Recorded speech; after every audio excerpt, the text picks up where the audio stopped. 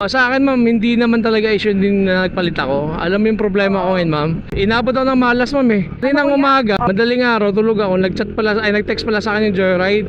Na-deactivate daw ako ma'am. Deactivate daw sa Joyride. Bakit? Eh, customer daw na nag-report. Sabi ko, ano naman yung violation ko? Eh, maayos naman ako mag-drive. Kita mo naman kung paano ako mag-ano ng pasahero, di ba? Di ko alam kung anong violation ko. Ngayon, syempre ma'am, ayaw ko naman tumenga lang sa bahay na dahil suspended ako. Kasi pinapareport ako 17 to 19, so 2 araw pa mahigit, di ba? Tama? Opo. So ginawa ko ma'am, ano ako sa Moveit, may account din kasi ako. Oo. Bumiyaya ko kanina, nangangapa ako. Ano pala yun kuya? Pagka nare-report, na-deact pala yung mga ganun? Opo ma'am, kasi pinapareport ma'am, kailangan mag-explain. Ah, Ngayon ma'am, ginamit ko yung Moveit kanina, okay naman. Ngayon sa last drop off ko, dyan banda sa inyo, opo. hindi ko pala siya napindot yung arrive. Dapat pipindutin ko siya. Opo. Tapos na-pick up na kita. Ngayon hindi ko siya na-arrive. Pagdating sa drop off, tsaka ko pala siya na-arrive, tsaka siya na-drop off.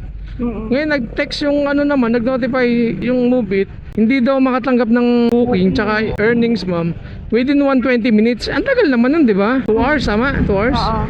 Eh kaysa magantay ako ma'am, may account din naman ako sa Angkas. Sabi ko, kuha kaya muna ako ng Angkas, baka sakaling malapit sa pag-uwi ko.